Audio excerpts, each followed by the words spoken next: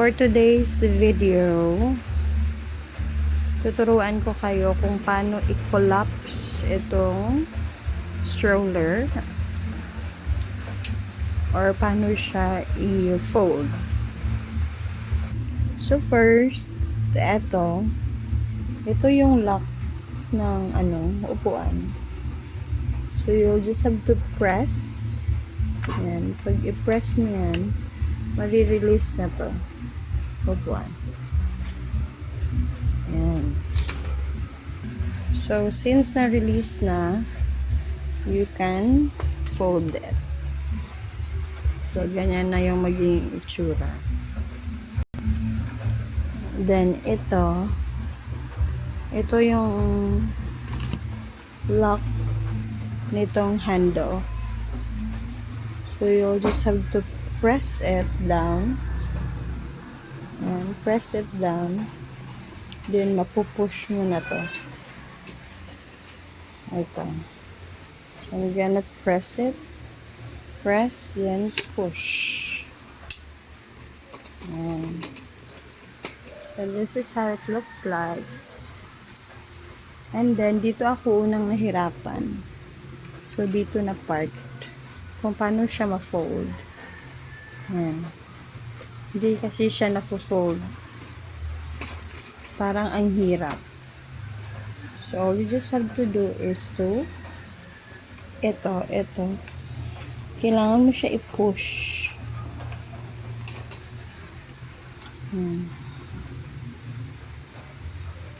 Kailangan mo siya i-push.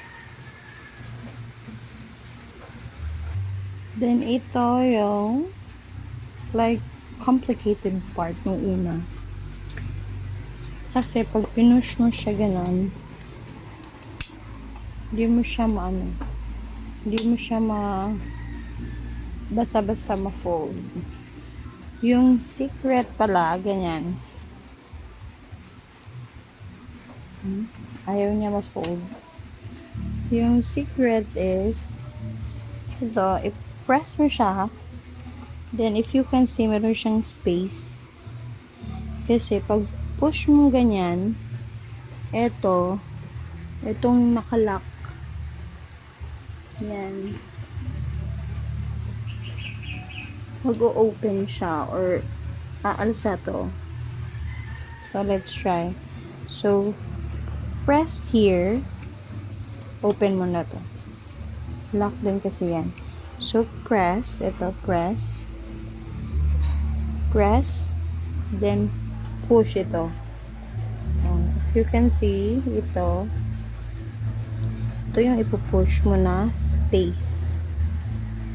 Ganyan. Pag pinush mo yan, ipofocus ka. Push.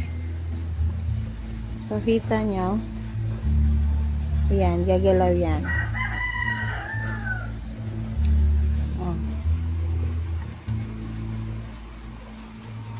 Once nagalaw mo na siya, technically, mafo-fold mo na to.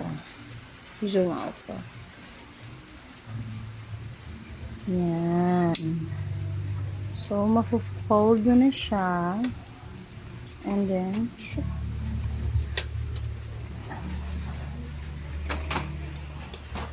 Yan na. Folded. Then, i-lock mo lang siya. Itong purpose nito, yan, purpose niyan is para ma-lock mo siya. Ito. Yan.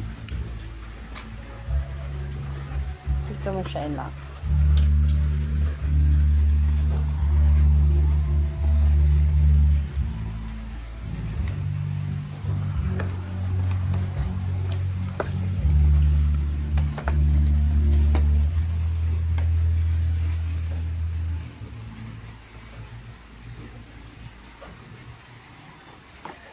Ayan.